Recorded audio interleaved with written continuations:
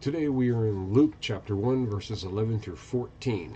Then an angel of the Lord appeared to him, being Zechariah, standing at the right side of the altar of incense. Right, Zechariah, he's going into the Holy of Holies. There's an altar there. He's putting some incense in there. And on the right hand side, all of a sudden, an angel appears. Right, so when Zechariah saw him, he was startled and gripped with fear.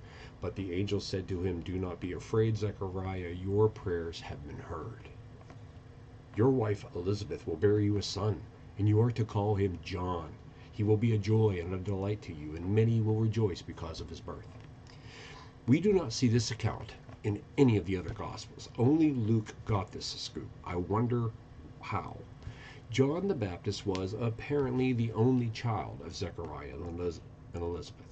They were old at the time of John's birth, and the time of the events of the Bible were about 35 years after that.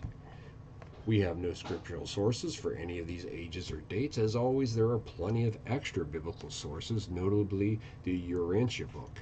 But now suffice to say that it was highly unlikely that either Zechariah or Elizabeth was around to be interviewed by Luke about what happened in the temple that day. We likely heard this story from someone that Elizabeth had told about it, and that was possibly Mary, since they had proximate pregnancies. Elizabeth and Mary, they were about the same time, and they were fairly tight for cousins, you know. So when we read this account and we hear that an angel showed up to talk to Zechariah, we are likely reading Mary's, that's the mother of Jesus, account of what Elizabeth told her that Zechariah had told her.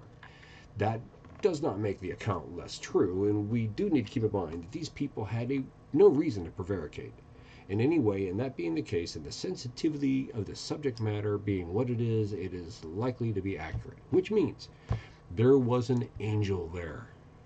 Why am I laboring this point? Well, first, a consideration on the passage. Notice the humanity of this moment. Zechariah had been praying.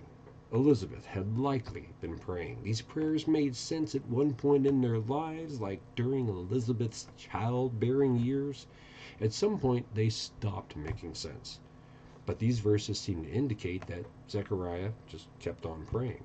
Or possibly that God just has a fantastic memory of when Zechariah had been praying. I go with the former because God requires faith of us.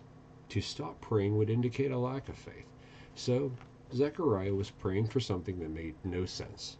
And God heard him, and apparently was all like, "Challenge accepted."